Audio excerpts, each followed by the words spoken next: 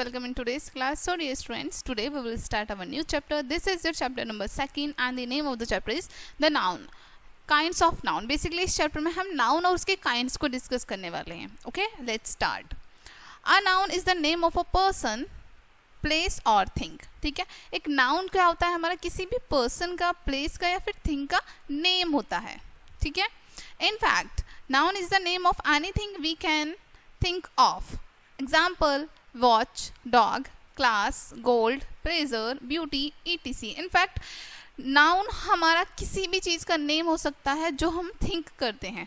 ठीक है, जैसे वॉच हो सकती है, watch, dog, gold, pleasure, beauty, etc. ठीक है. टाइप्स ऑफ नाउन को डिस्कस करते हैं. There are 2 types of noun. 2 तरह के नाउन्स होते हैं. ठीक है, first is countable and second is uncountable. Countable means जिनको हम इजीली काउंट कर सकते हैं, अनकाउंटेबल मीन्स जिनको इजीली काउंट नहीं कर सकते. ठीक है, okay, let's read it. Countable noun. A noun which can be counted is called a countable noun. जिन नाउन्स को हम इजीली काउंट कर सकते हैं वो काउंटेबल नाउन्स होते हैं. For example, cup, house, pencil, table, chair, etc.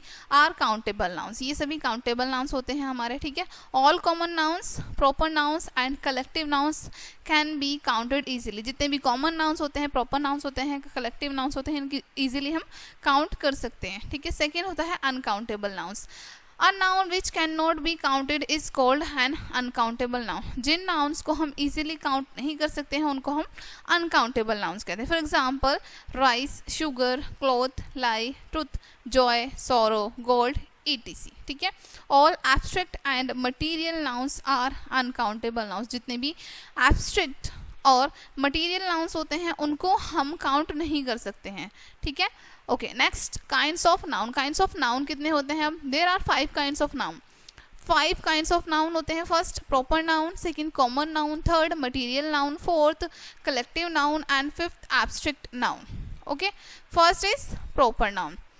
When a noun names a particular person, thing, place और thing, it is called a proper noun. ठीक है, जब एक नाउन में हम किसी भी particular place, particular thing, particular person का नेम ले रहे हैं तब वहां पर हमारा प्रॉपर नाउन होता है. ठीक है, जब हम पर्टिकुलरली किसी को बता रहे हैं, किसी पर्सन, थिंग को बता रहे हैं. ठीक है, example, Manoj is a good boy. ठीक है, अब हम किसी पर्टिकुलर पर्सन का नेम लेके हम बता रहे हैं कि Manoj is a good boy. ठीक है, पर्टिकुलर पर्सन का नेम लेके. Delhi is a capital of India. अब देखो यहाँ पर भी हम पर्टिकुलर प्लेस का नेम ले रहे हैं कि दिल्ली क्या है, इंडिया की कैपिटल है. ठीक है, here in sentence A Manoj is the name of a particular person. Sentence A में पर्टिकुलर पर्सन का नेम है यहाँ पर मनोज. ठीक है, in sentence B Delhi and India are the name of particular places. ठीक है, सेंटेंस बी में दिल्ली और इंडिया पर्टिकुलर प्लेसेस के नेम हैं. ठीक है, no other places can be called Delhi और इंडिया. कोई भी दूसरा प्लेस उसको हम दिल्ली या फिर इंडिया नहीं बोल सकते हैं. Right, so all these are nouns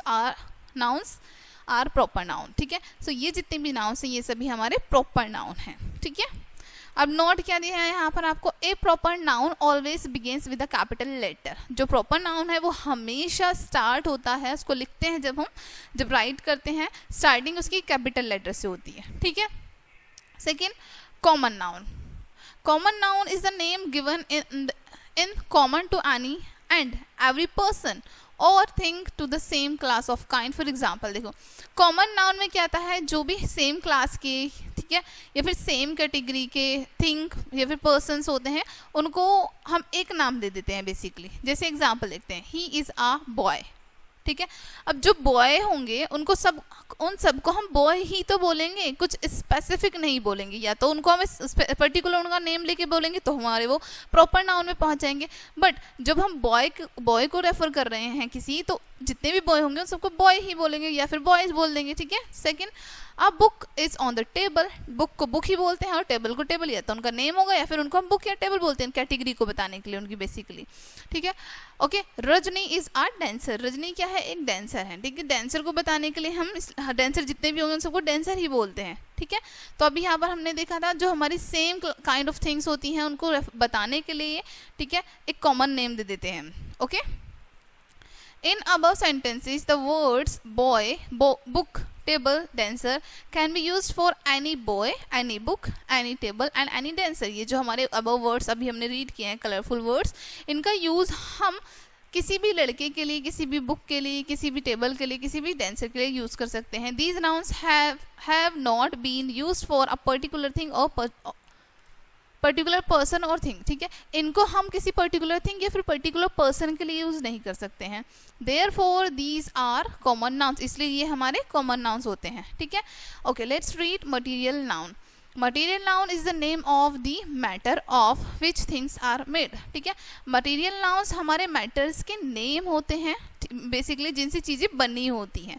जैसे this toy is made of wood, ये टॉय किससे बना है, वुड से बना है. तो मटेरियल्स में बेसिकली मटेरियल्स के नेम होते हैं जिनसे हमारी कोई भी चीज़ मेड हुई है, बनी है. An earring is made of silver. ठीक है, ईयरिंग बना है सिल्वर से. This chair is made of iron, ये चेयर किससे बनी है, आयरन से. A table is made of plastic. ठीक है, in the above sentences wood, silver, iron and plastic are such material from which toy, earring, chair and table are made. ठीक है, ये मटेरियल्स वो हैं जिनसे हमारे कुछ मटेरियल बने हैं, जैसे toy, earring, chair, table etc. ठीक है, therefore wood, silver, iron and plastic are material nouns, इसलिए ये सभी हमारे क्या हैं, मटेरियल नाउन्स हैं. Okay, next number 4 is collective noun. When a noun which names a group or collection of persons or things as a whole, it is called a collective noun. ठीक है, जब हमारे नाउन्स को group में या फिर collection में बताया जाए, चाहे उसमें ग्रुप में पर्सन हो, कलेक्शन में थिंग्स हो, या फिर पूरी चीज़ों को एक साथ होकर बताया जाता है, वहाँ पर कलेक्टिव नाउन होता है हमारा. For example, the police caught the thief, she studies in 7th class, a conference will be held tomorrow, Brijesh joined the army. अब देखो यहाँ पर डिफाइन किया नीचे आपको. In the above sentences, the words like police, class, conference, army shows the group of person or things. ये हमें group of person और things को बता रहे हैं basically. Hence these words are collective noun. इसलिए ये collective noun है क्योंकि इसमें collection में यानी एक से ज़्यादा की बात हो रही है. ठीक है, abstract noun. An abstract noun represents the word that express some feelings, quality, action और स्टेट. ठीक है, एब्स्ट्रैक्ट नाउन रिप्रेजेंट करते हैं उन वर्ड्स को जिनसे एक्सप्रेस होता है, पता चलता है हमें किसी फीलिंग का, किसी क्वांटिटी का, एक्शन का या फिर स्टेट का.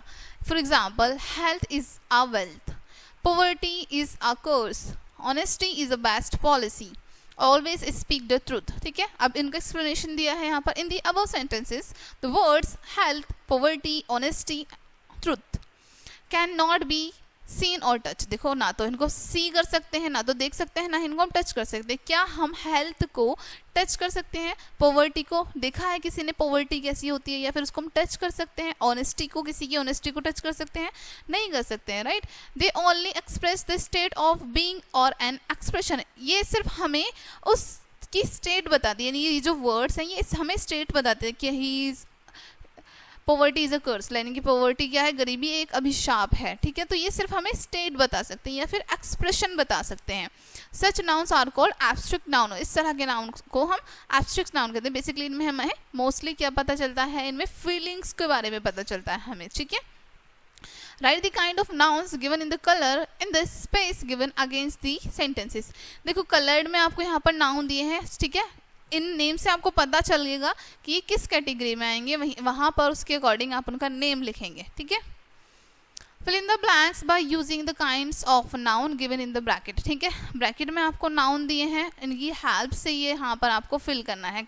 कलेक्टिव नाउन दिया है तो यहाँ पर ऐसा क्या आना चाहिए, आई एम रीडिंग अ, कौन सा क्या वर्ड आना चाहिए जो कि कलेक्टिव नाउन की कैटेगरी में होगा. ठीक है, fill in the blanks with suitable nouns from the list given below. यहाँ पर लिस्ट दी है, इसकी हेल्प से आपको suitable noun को फिल करना है. यहाँ पर pick out the nouns in the following sentences. In sentences में से आपको noun pick out करके यहाँ पर राइट करना है. ठीक है, role of a noun. Let's read about role of a noun. noun का रोल क्या होता है.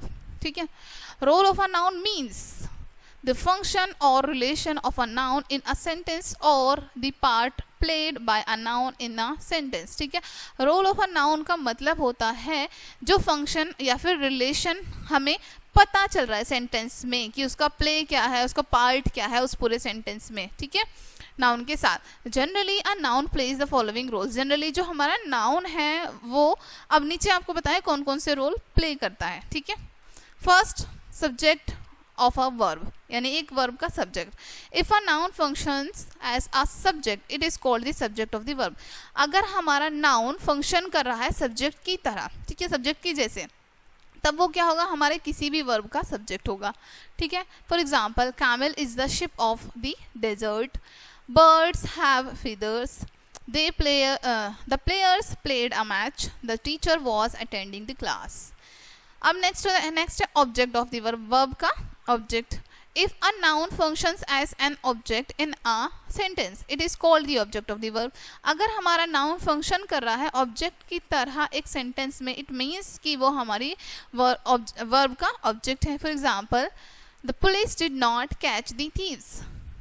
The doctor advised the patient to take medicines regularly.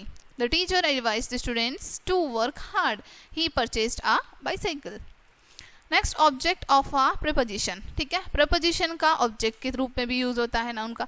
If a noun comes after an intransitive verb and a preposition comes before the noun, ठीक है, अगर हमारा noun आ रहा है intransitive verb के बाद, ठीक है, और preposition से पहले, ठीक है, तो it is called object of a preposition, तो उसको हम क्या कहेंगे, प्रपोजिशन का ऑब्जेक्ट है वो. एग्जाम्पल देखते हैं, the progress of the students depend upon hard work, ठीक है. अब देखो प्रपोजिशन पहले हो गई हमारी, that old man died of fever, I go to the school on a bicycle, you live in a rented room. Okay, next, complement of a verb. The noun can be complement of a linking verb. Linking verb को linking verb के लिए complement भी हो सकता है noun हमारा. For example, he is the doctor, you are a bus conductor, I am a boy, he is a teacher, ठीक है. Possessive noun, if a noun shows its position और another noun it is called a possessive noun. अगर हमारा noun position को show कर रहा है, यानी कि दूसरे नाउन को पोजीशन के रूप में शो हो रहा है वो, तो वहाँ पर पोजेसिव नाउन होगा. Example, Pooja's dress is very neat and clean. Pooja की ड्रेस कैसी है, नीट एंड क्लीन है. अरुण's कैट इज ब्लैक, ठीक है, तो पोजीशन का पता चल रहा है यहाँ पे. Nominative addresses, if a person is addressed and it is separated by placing a comma, ठीक है, यहाँ पर आपको शो किया है, it is called nominative of addresses, ठीक है. अगर एक पर्सन को एड्रेसिस किया यानी सेपरेट किया गया है कॉमा का यूज करके, ठीक है, तो वहाँ पर नॉमिनेटिव ऑफ एड्रेसिस होंगे. Example, do not tell a lie. Anuj, Rekha, complete your work, ठीक है. Case in apposition, in this case two nouns express the same thing. इस केस में दो नाउन्स हमारे एक ही चीज को एक्सप्रेस करते हैं, सेम थिंग को. जैसे Mahesh our captain is an allrounder, ठीक है. Next, miss Veena Sharma the principal of our school. देखो अब दो नाउन्स शो किए हैं लेकिन एक ही चीज को बता रहे हैं यहाँ पर भी, ठीक है. Is M A B Ed. Here in sentence first, Miss Veena Sharma, the principal of the school. In sentence second, Mahesh, our captain, have been used for the same purpose. Same purpose के लिए use किए गए हैं, ठीक है, as I told you. So these are called case in position. इसलिए इनको हम case in apposition कहते हैं. ओके, नेक्स्ट आपको यहाँ पर एक्सरसाइज दी है, find the functions of nouns show in colour in the following sentences. जो कलर में आपको दिए हैं नाउन्स, इनके फंक्शंस को फाइंड करना है आपको, ठीक है. Next, in a test paper, questions were set to given the function of the colored nouns, ठीक है. टेस्ट पेपर में क्वेश्चंस आपको दिए हुए हैं, ठीक है, कलर्ड नाउन में. यहाँ पर देखो कलर्ड नाउन में दिए हैं, ओके, कि फंक्शन करते हुए. अजय आंसर्स दी क्वेश्चंस, ठीक है, अजय को आंसर करने हैं questions. Mark the questions with negative marking. Questions को मार्क करना है आपको नेगेटिव मार्किंग से. Right answer will be given 5 marks. Right answer 5 marks का होगा आपका. Wrong answer will be deduct 5 marks and the question answers and the questions unanswered no marks. Wrong answer पे आपके 5 मार्क्स डिडक्ट कर लिए जाएंगे, ठीक है, और जिस पर आप आंसर नहीं करेंगे उस पर कोई मार्क्स नहीं होगा. ओके ओके डियर स्टूडेंट, सो ये चैप्टर आपका यहीं पे एंड होता है. आई होप ये चैप्टर आपको अच्छे से समझ आया होगा. मिलते हैं नेक्स्ट वीडियो में एंड थैंक्स फॉर वॉचिंग.